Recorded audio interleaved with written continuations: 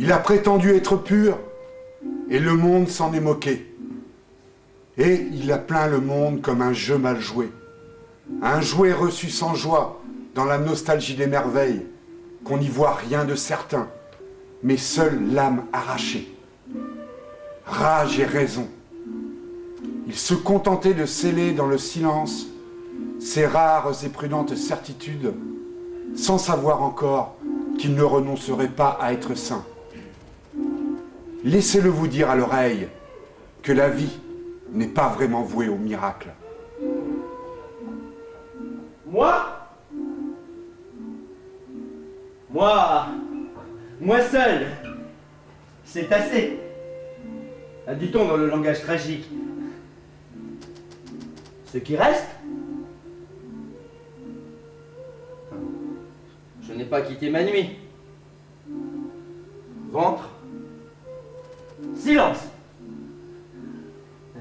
tourbillon.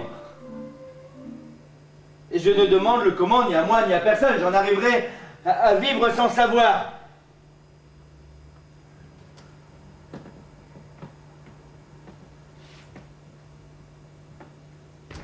Déjà vide, je cherchais le désert. Et le désert était en moi. Et le désert était moi. Il était, dès le commencement, cette passion sereine et violente, cette exaltation tranquille, cette paresse forcenée.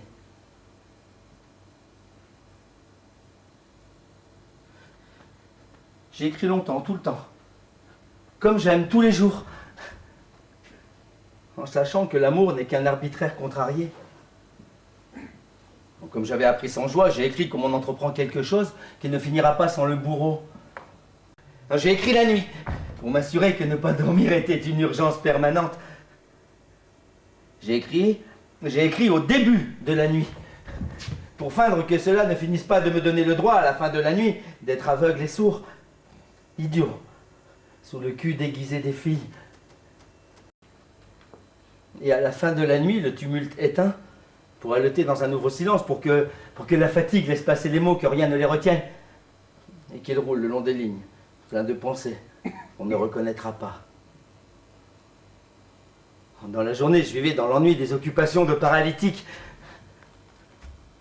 Un jour, je vous dirais que je pensais à autre chose. Je m'épaulais de certitude, sans sagesse, je ne pensais à rien. Votre exigence suffisait. Non, je ne voulais même pas renifler dans ma route aux abois le puant malentendu, traître que nous sommes. Égaré, perdant jusqu'au ticket d'égorgement, gens de violence, chasseurs négligents de nos proies. Vous me prenez par la main et vous me dites doucement, affectueusement, frère, il faut t'en aller maintenant. On me dit qu'il y a faute, oui, et peut-être, et même, et encore, il y a faute majuscule. Faute est notre conception volontaire, et peut-être seulement cela. Qui continue de frapper le monde à la pioche? Qui a la haine si haut qu'il continue de frapper?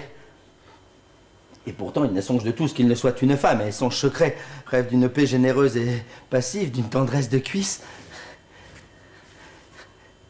une exaltation tranquille d'atteindre sans effort le fond comme une source. Il n'est pas loin, l'autre versant des cascades, l'autre côté de l'eau frisée qui tombe en boucle, cache le vide avec son bruit et la nuit de toujours, avec ses feintes, ses fausses teintes, sa fuite indécise. L'eau, dont la chute est si fragile, si sonore et si claire, elle n'est pas menteuse, elle creuse la fin de son vol, elle pousse vers l'intérieur, en jaillissant. Non, celui qui n'a pas lu dans le rire de l'eau demande depuis combien de temps elle se compare aux cheveux d'une femme. Celui qui sait aimer une femme laisse une femme répondre en silence. C'était béni comme jour. Un jour à aimer le temps qui vous fait comprendre qu'on a forcément toute sa vie aimé.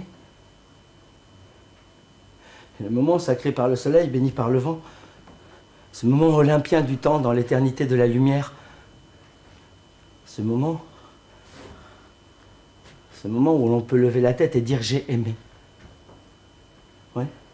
Chaque instant de ma vie, j'ai aimé tous. Tout ce qui était moi, tout ce qui n'était pas moi. J'ai même aimé ma propre tronche et surtout ma cervelle, qui elle n'a pas compris que c'était l'amour que je faisais quand même, quand je faisais le mal de l'amour. Il n'y a pas de mal de l'amour, il n'y a plus de différence dans la lumière.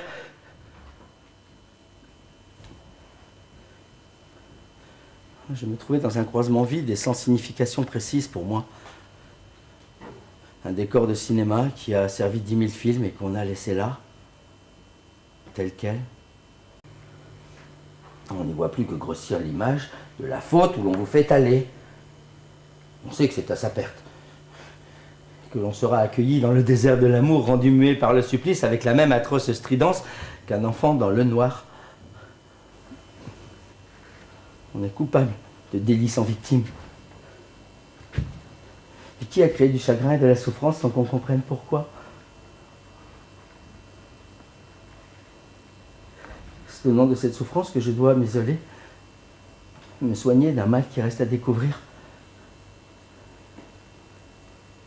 Seul. À Sinox City. Commune. Pinambule. Chez les hommes, on choisit sa souffrance. Si le choix est bon, on peut s'en servir dans bien des affaires. On ne gagne pas à tous les coups. C'est selon les protagonistes. Bon ben là, ça marchait.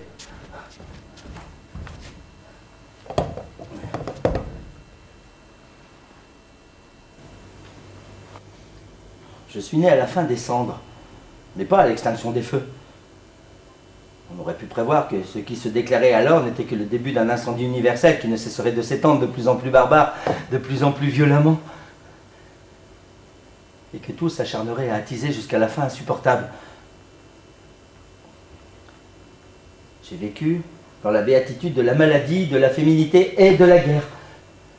J'ai connu la vierge folle et la putain sage, mais j'ai su tôt qu'il n'était pour moi question de rhétorique. Je me vautrais dans les vagues du verbe, le jeu des mots. J'entrais dans la palabre.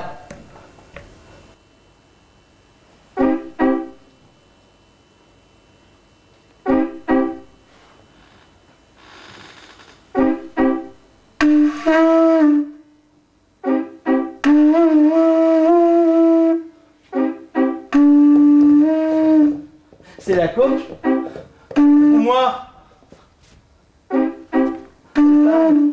Je me tasse. Je te préviens, aujourd'hui, elle n'a pas arrêté de prévenir. Quand je reviens, je ne veux plus entendre parler de ça. Elle est partie ce matin.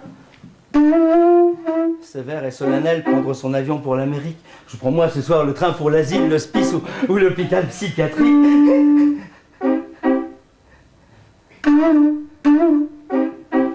Pendant ce temps-là, on aura le temps de réfléchir. Réfléchis bien. Ouais, c'est moi. Il faut que je réfléchisse. C'est terrible qu'on me suggère de réfléchir, cela me rend complètement idiot. Annihile ma mémoire, disloque ma conscience et occulte les réalités les plus évidentes. Alors, tout ce que je me dis, c'est que je vais perdre la femme de ma vie pour l'ado. Il est tôt. C'est à cause de l'avion. L'appartement est impeccablement nettoyé et rangé. Sur la table de la cuisine, il doit y avoir un petit mot me donnant les dernières consignes, suivi d'un impétueux « Je t'aime ». Je n'ai plus qu'à traîner.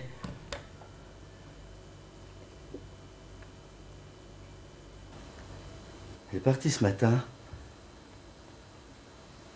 Il n'y a pas derrière elle de traces de départ à regret. Aucun parfum ne traîne.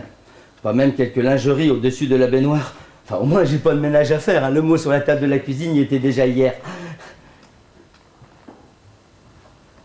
J'ai déjà un peu bu et le reste aussi.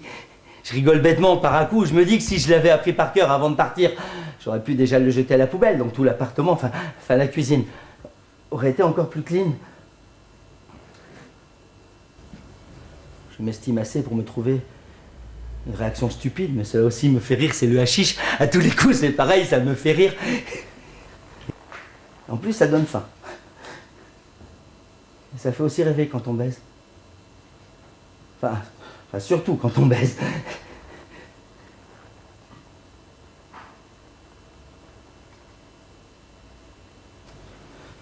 Quand on baisait.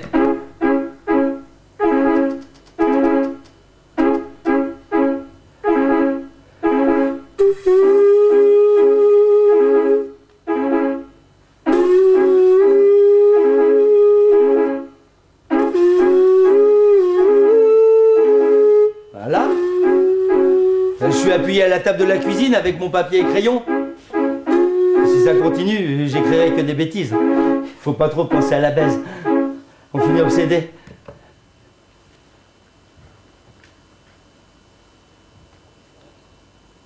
Elle a laissé énormément d'instructions sur ce papier, sur la table de la cuisine. J'éprouve une volupté telle comme revancharde à me faire des lignes toute la matinée sur cette table commune sacrée que je n'avais pas pensé à lire le mot des recommandations que je devais consulter après son départ, mais seulement immédiatement après son départ.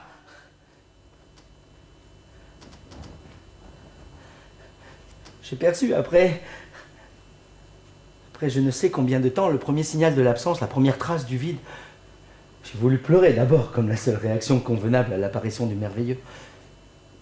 Et en un instant, je me suis trouvé transporté dans cette émotion d'irréalité telle qui déborde soudain d'un vertige d'être pour toujours seul.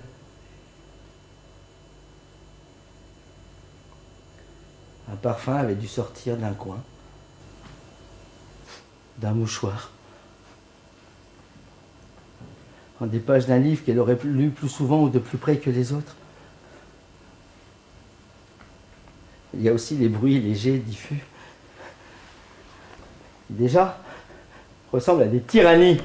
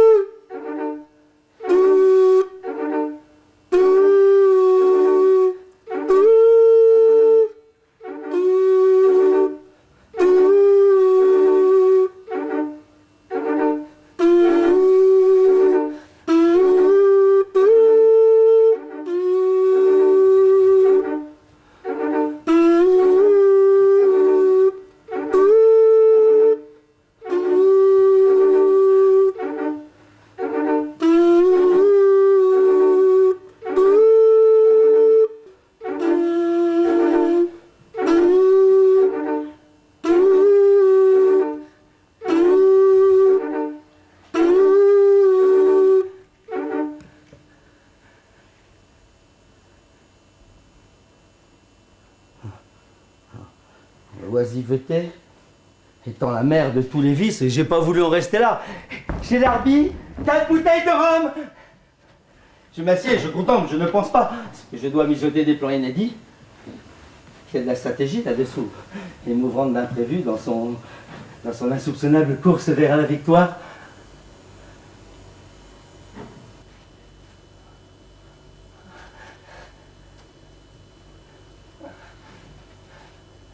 Déesse des yeux pères.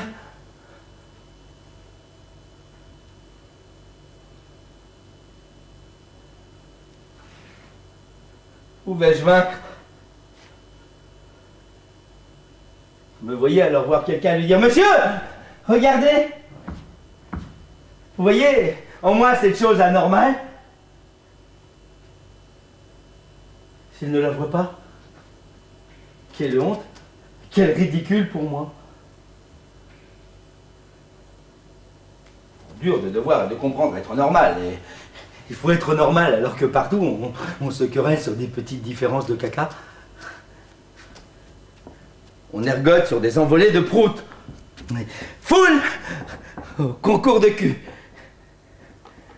Et puis, la suprême normalité de ce siècle, grand siècle du muscle, idiot. Jeux olympiques des handicapés de la tête. C'est beau de voir ce siècle fondre dans ses chiottes. En attendant, moi je regarde sans voir le petit univers où je me tiens seul pour une fois. Je n'entends pas le silence.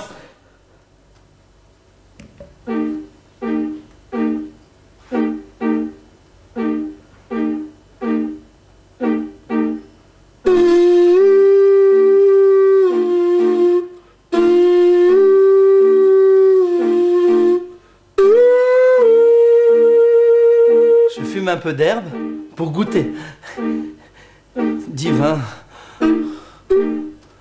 Un peu plus, ça doit bien casser. Comme je n'aime pas tomber, je prends pour l'occasion. Et pour goûter aussi. Une bonne grosse ligne de cette Caroline récemment acquise. Je resterai debout. Je tournerai en rond en attendant l'heure.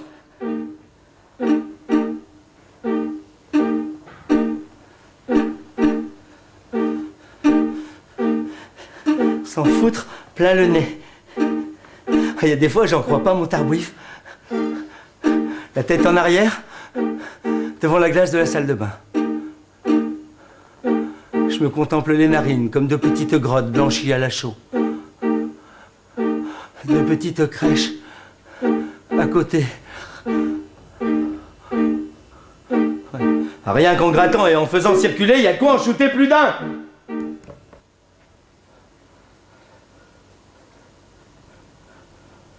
Je suis vaseux. C'est quoi la beauté? Ça commence où le cul? Et puis c'est plus philosophique, il n'y a qu'à faire des montagnes de photos. Le haut de l'une sur le bas de l'autre. Je suis sûr qu'on en apprendrait plus que dans l'esthétique de Kant et de Hegel. Et Madame Descartes, bigleuse du haut. Je devais avoir les fesses sacrément symétriques. C'est elle qui lui a donné l'idée du malin génie. Non, le cul, enfin, le beau, on ne s'enchaîne qu'à l'indéfinissable, à ceux qui obscurcit l'obscurité.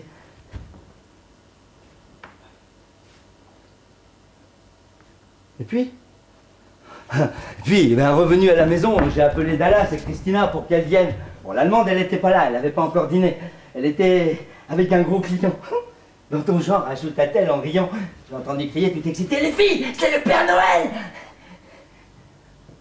Dans le rade, le brouhaha augmenta. Dans ce tumulte, je ne percevais que des bribes.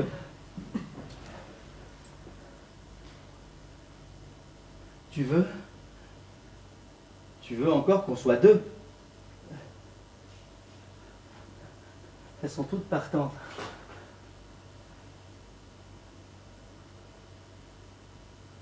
Vous me direz. Ça doit coûter du blé, 2 putes à la maison toute une nuit. Enfin, je le crois aussi, je suis même certain. Mais là, il le fallait vraiment. J'avais besoin de 2 putes. Combien?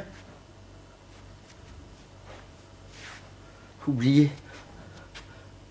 Alors, celui qui se souvient 20 ans après du prix qu'il a payé pour 2 putes, il n'a pas pris le même plaisir. Pas le même genre de personne que celui qui se souvient plus.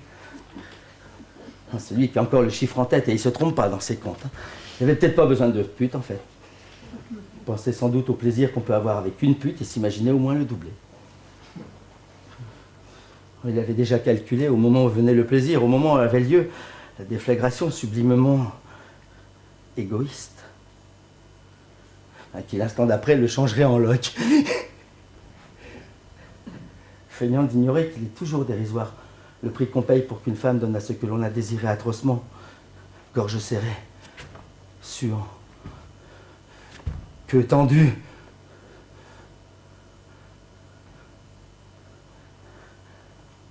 La réponse exorbitante de son corps. Après, ils ont appelé toutes les deux un taxi.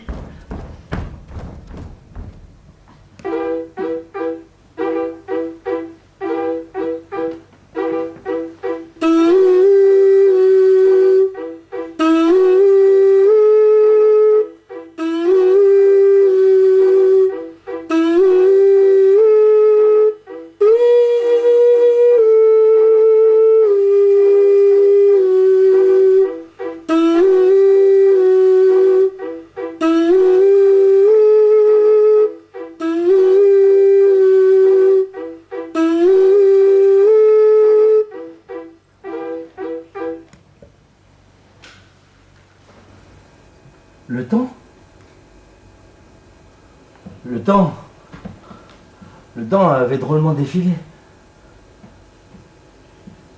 Toutes les deux, séparément. Allaient se coucher. Parti.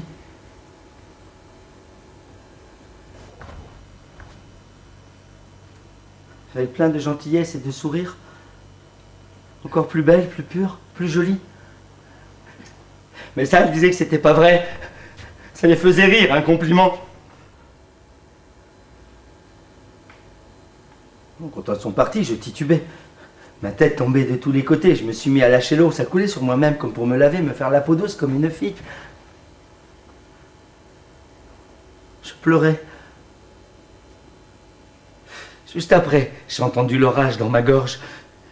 Et là, ça s'est mis à étouffer sourdement, me forçant la poitrine et le front. Oh merci, mon Dieu. Et comme ça, pendant je ne sais combien de temps. Merci, merci Dieu et fille. Et que vienne la mort. Que tout s'ouvre. Que tout s'ouvre.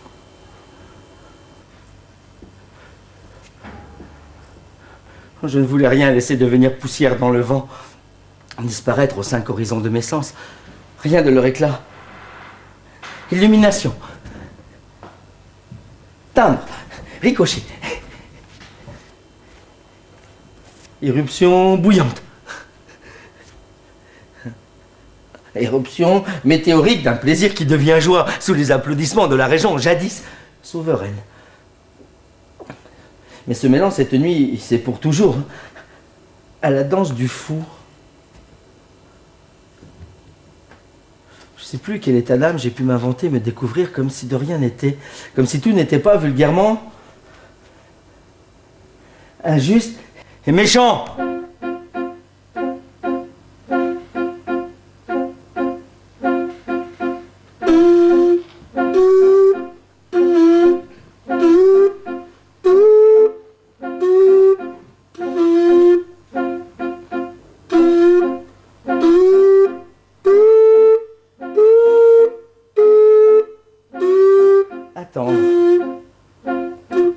Attendre, ça salit toujours tout.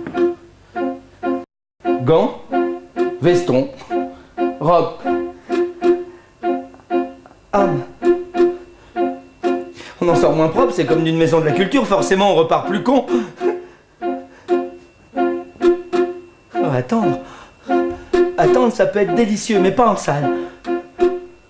Et la culture aussi, ça peut être bon, mais pas en maison. Si je dialoguais pour de vrai avec vous, si écrire c'était un peu comme parler avec les gens. Alors on n'est même pas certain de leur parler tout court. Je suis sûr que tôt ou tard vous finiriez par me dire comme le docteur.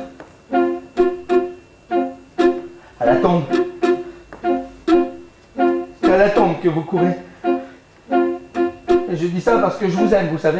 C'est ce qu'il me dit à chaque fois, à la tombe, à la tombe.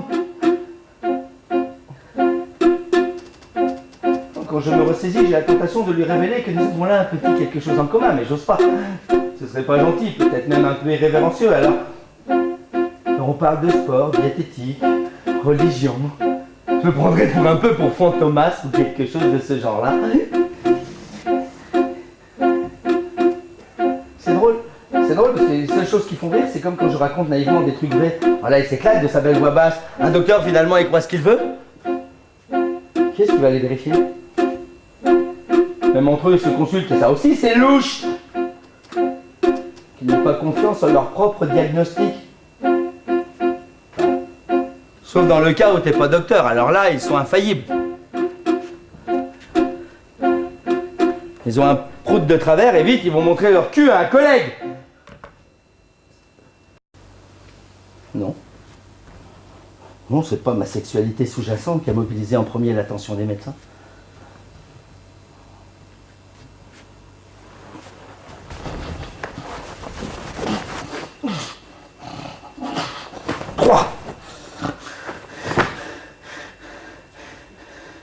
Bichou, casse-couille, la Châtreuse. 9h du matin. Tous les trois retentés et café grève, moi à jeun. Voilà, c'est typiquement dans ce cas-là que je suis con.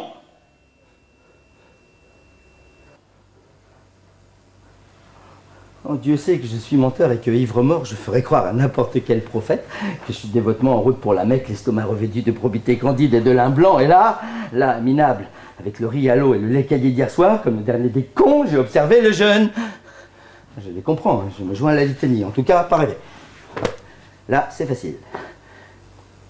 Échapper est mon obsession. Je suis capable d'efforts surhumains pour ne rien faire.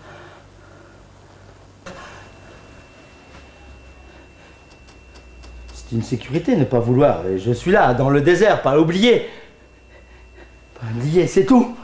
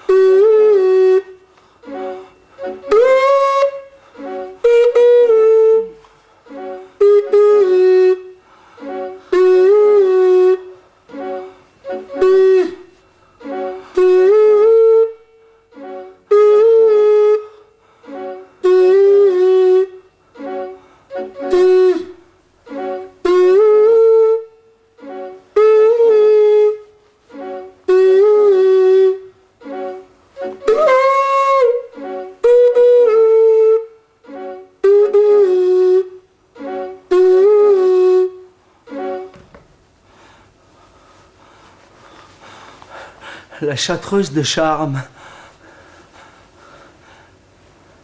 Médecin sous-chef. Enfin, sous-médecin-chef. En tout cas, un délégué. Je me déplace une fois de plus les roustons vers la gauche. Pour moi, côté court. Pour s'assurer que mes ignobles manies, mes manipulations bien compréhensibles, c'est tout à fait normal. Tous les garçons font ça, même les grands. C'est naturel. Ne pas provoquer cependant de hernie. Laquelle eût-elle pris le risque de s'étrangler, aurait sans nul doute entraîné une grande et grave fluxion dans la région de l'aine, est susceptible de déborder jusque-là. Et là, c'est mes couilles, et s'y attarder, lui fait du bien. Et le reste reste pas là. Il y a d'autres sujets d'inquiétude. Dans l'ordre, la peau de la verge, si fragile. La prostate, surveillée, sans relâche. Et surtout, et principalement, de la marge de l'anus, à cause de quoi elle peut pas croire en Dieu.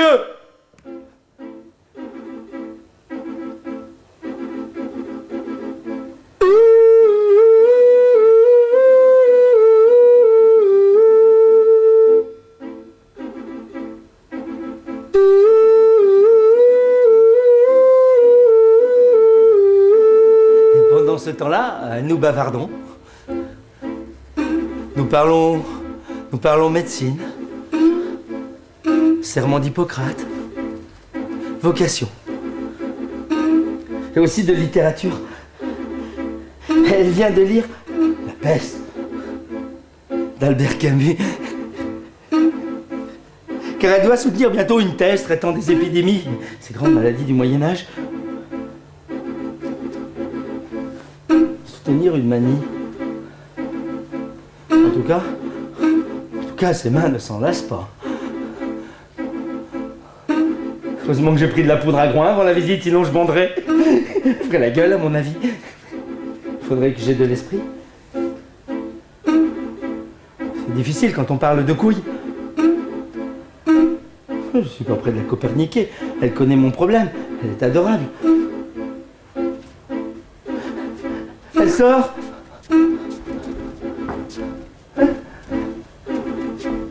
C'est sûr que je guérirais. Si je pouvais caresser à mon gré les fesses de cette infirmière. En tout cul qui paraît beau.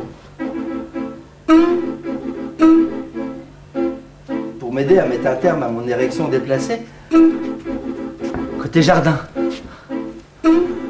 Par la porte entrebâillée, elle entre et me lance. N'oubliez pas les protéines, il n'y a plus de muscles, il n'y a plus rien. Je déborde comme un lâche. Il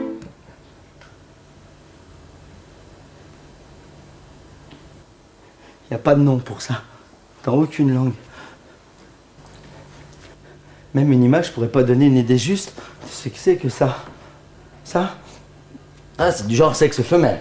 Ça ici, ça s'appelle une infirmière. Ça a des doigts plus courts que ses ongles et couverts de bijoux. Des colliers cachés par le gras du cou, le cul entre les reins, les jambes le long des bras. Des poils d'éléphant collés sur les cils, les yeux au-dessus des sourcils. En 3 couches d'hémoglobine sur des bouts de résine bleue. Qui font comme des dents quand elle parle. Je ne veux plus penser à ça. Je vais me coucher. Il faut que je lui trouve un nom. C'est toujours ce que je fais. Ça précise ce qu'on pense. Ça aide à se remémorer. La femme est trop. Je vois que ça. Comme une gentillesse, un compliment. Ça m'a rendu malade toute la journée.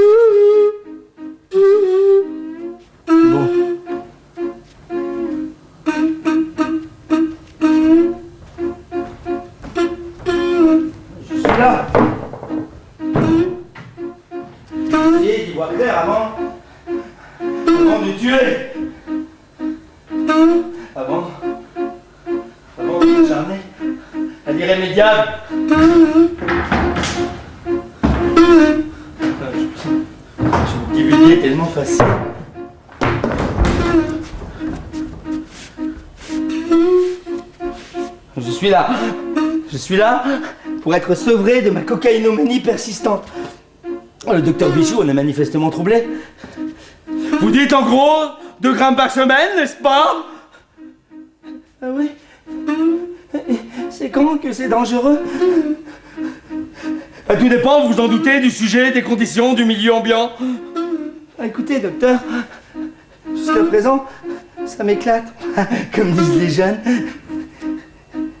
C'est à peu près tout ce que je sais. Alors si on exagère, les symptômes, c'est quoi? Bon, le premier, ce sont des troubles de la vision. Le deuxième, une catastrophe indescriptible. Et je demande, à défaut d'images saisissantes, des exemples frappants, mais il paraît que c'est un terrain délicat. C'est surprenant pour un terrain, non? Qu'est-ce qui vous est arrivé pendant votre enfance? Je ne voudrais pas dormir. Jamais. Jamais. Mais tout va bien. Tout continue à passer avec cette prodigieuse lenteur. Ce temps, ces semaines.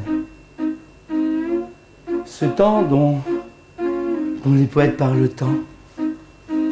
Ce temps que tout le monde est entêtant, que c'en est suspect. Disons plutôt, ce passage me paraîtra peut-être un jour majestueux. Bon, la vie, ce n'est jamais si bon ni si mauvais qu'on croit. Si mes souvenirs sont exacts, je n'ai pas voulu vérifier cette phrase qui sous cette forme ou sous une autre, est restée importante dans ma mémoire depuis déjà très longtemps. Il y a forcément, qu'on les choisisse ou non, des phrases qui ne sont pas oubliables, on vit avec, on dit d'accord, tu peux rester là, tu ne me déranges pas en fin de compte. Même si jusqu'ici tu ne m'as servi à rien, puis on n'y pense plus. C'est parfois beaucoup plus tard que par hasard ou par coïncidence. La pensée d'un autre vous revient à l'esprit comme si tout d'un coup elle était nécessaire. Un jour, le regard d'un enfant par exemple, vous renvoie plus ou moins une sorte d'examen de conscience, on vous demande des comptes, on vous dit écrire tout de suite, j'ai rien à dire et surtout à personne. Si, des lettres tout de même. Est-ce que c'est vraiment cela le monde que tu as choisi? Depuis le temps que je dois, je sais. Je me dis que... Cela revient à se demander, qu'est-ce que j'ai fait de ma vie? Écrire. Je suis pour l'instant surtout spécialiste en point de suspension. Pas question de plaider coupable. Rien à moi. Rien d'inventé. Qui fait le jour? C'est moi qui fais le jour quand je veux. C'est moi qui fais le jour quand je veux échapper aux méduses. Vite. Quand la nuit est venue sans amour, comme un dealer sans coach. Voilà le trafic. Alors je force la nuit, je l'épuise moi-même. Et je fais le jour. N'est-ce pas? C'est bon, il est tard maintenant. Le Dieu qui me possède a fait de moi un voisin permanent de l'extase. Je pense. Et cela, comment le comprendre? Les gens dont j'ai rêvé à Je me suis Kessel. prêt de devenir fou de pouvoir tout écrire et là, je deviens fou de tout comprendre. Ça sert à rien. Clinique. J'avais qu'à pas. C'est comme ça qu'ils disent tous. J'avais qu'à pas. J'avais qu'à pas. On préfère le pavillon des longs temps malades que le joli coin fleuri, un peu plus loin.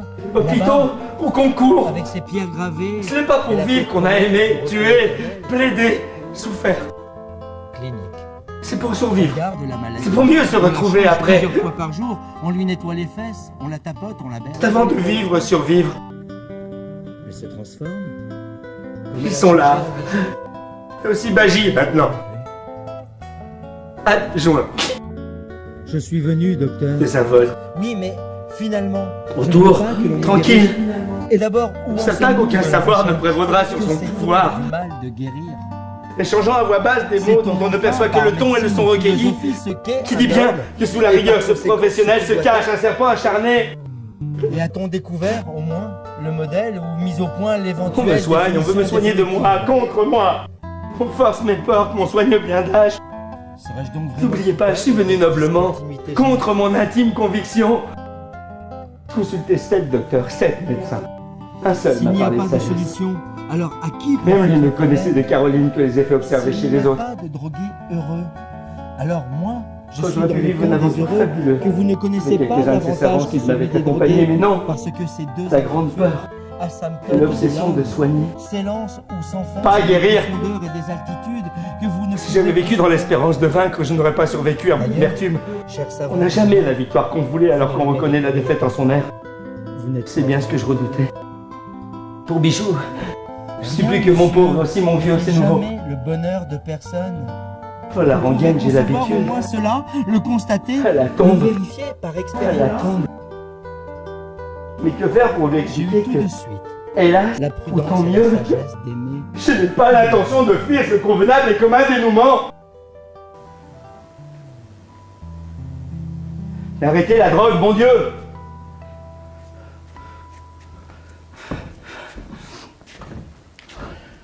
Bon, il est vrai que je suis ici pour ça, hein, il m'arrive d'oublier. L'expression dans votre cas est ce qui revient plus souvent maintenant dans les discours comme le tien, car il n'est guère question de conversation.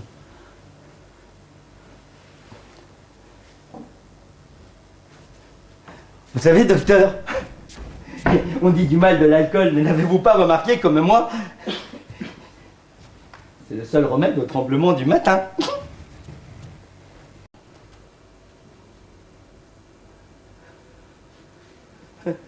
Encore quelque chose qui n'amuse pas Bichou. Voilà.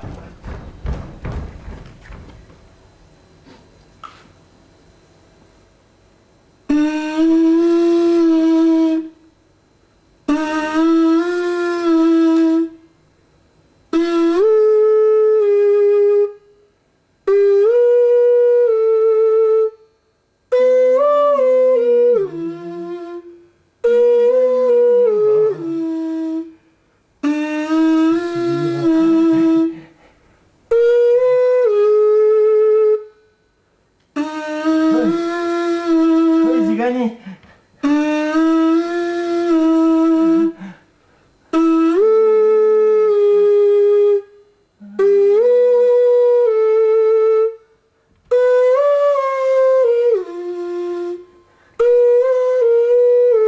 Tu avais un copain?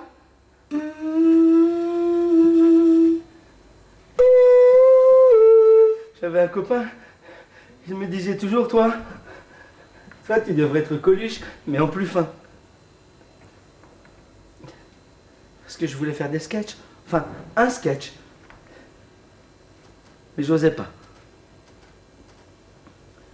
Du cinéma, oui, on n'a pas besoin de jouer, il n'y a qu'à faire semblant. Et puis au théâtre, on est plusieurs.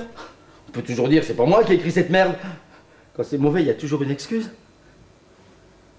Mais des sketchs. Un sketch.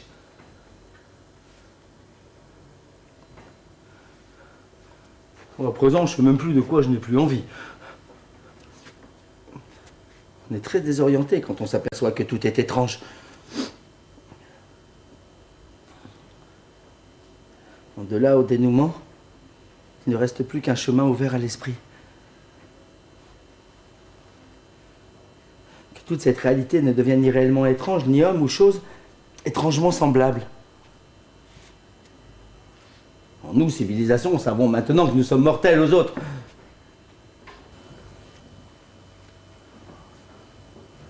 On ne signait aucune procuration pour l'usage de son temps, afin de n'accuser personne de vous l'avoir fait perdre. Quant à celui qui vous en a fait gagner, ne le remerciez pas tout de suite. Il s'est peut-être trompé.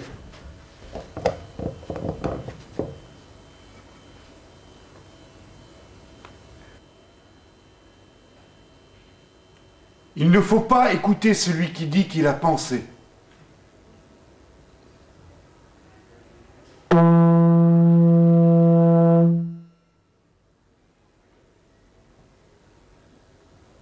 Ce que montre l'esprit, c'est l'intérêt de l'esprit de te le montrer.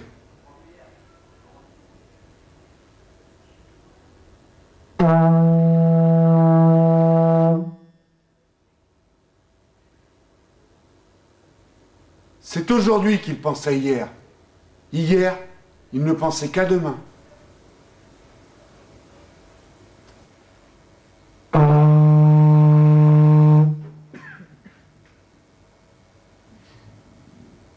Ne pas se faire mal voir, sauf pour être bien regardé.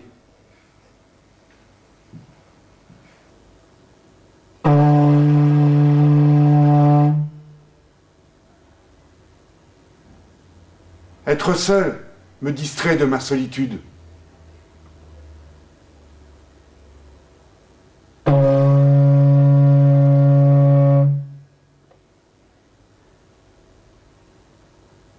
Qu'est-ce qui plaît tellement aux hommes pour supporter autant de choses qui leur déplaisent?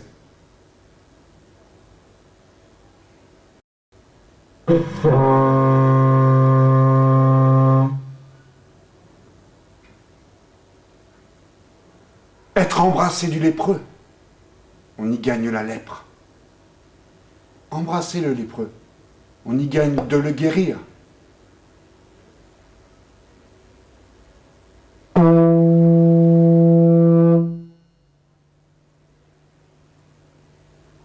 Hardi doit être le voyage, rude doit être l'ami.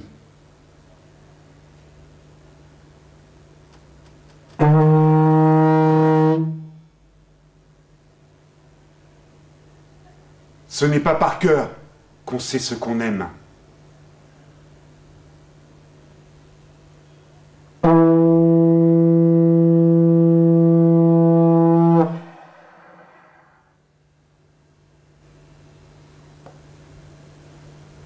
Tout est inachevé.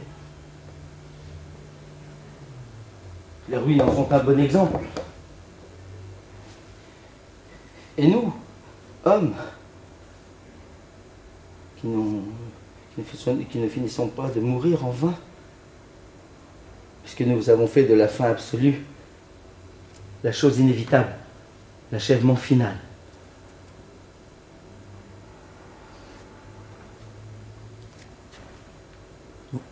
Vous savez, ma vie a été battue de toute force de coups, au point qu'on aurait pu dès longtemps en finir. Bon, sans vouloir être sage à mes propres yeux, il me semble que j'ai bien résisté. D'ailleurs, je devrais plutôt dire ma vie. Pour ma vie, je m'y suis bien réfugié.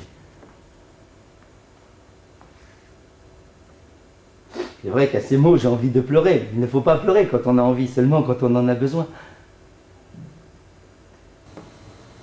Je ne peux pas non plus insister sur les préoccupations de mon âme, cela serait fastidieux et surtout prétentieux, car je pense qu'aujourd'hui tout le monde a à peu près les mêmes problèmes, en cela j'apprendrai rien à personne.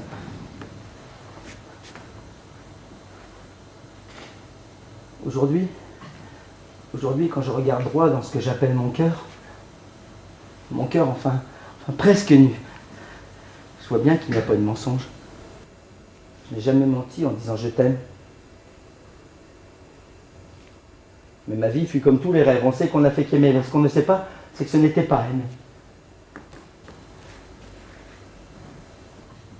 C'était béni cet instant aimé le temps, qui vous fait comprendre qu'on a forcément toute sa vie aimé. Et le moment où l'on peut lever la tête et dire « j'ai aimé ». Oui, cela remonte d'un fond infini, interminable. Inlassablement, j'ai aimé.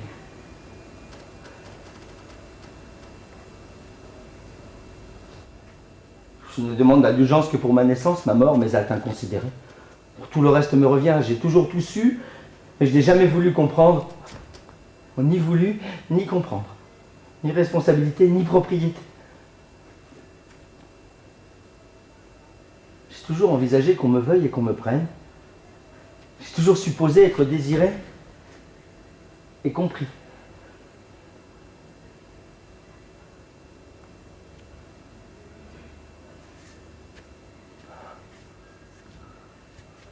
Ce qui m'a réussi, c'est ce que j'ai fait de ce qui ne m'est pas arrivé.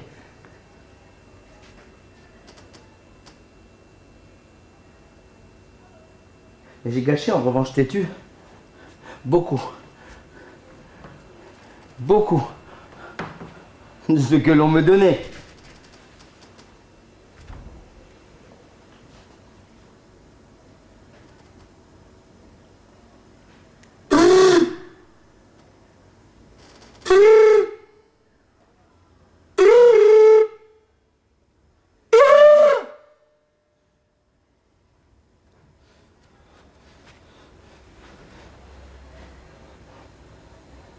La mort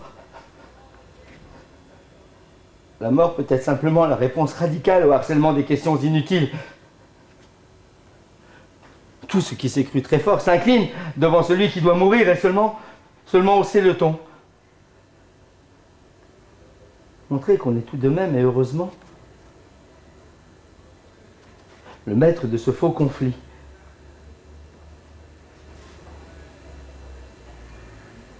Est-ce que l'on commence à ne plus vivre avant de mourir? Enfin, c'est-à-dire, est-ce que l'on meurt parce que l'on a fini de vivre?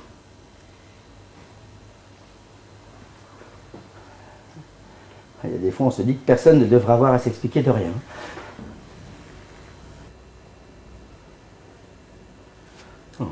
Oh, si livre il y a, c'est pour que depuis sa conception à ma mort, il soit le partenaire d'une route incertaine.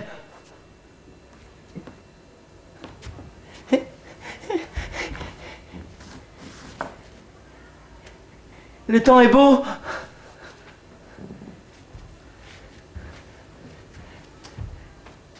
Nous devrions bientôt partir.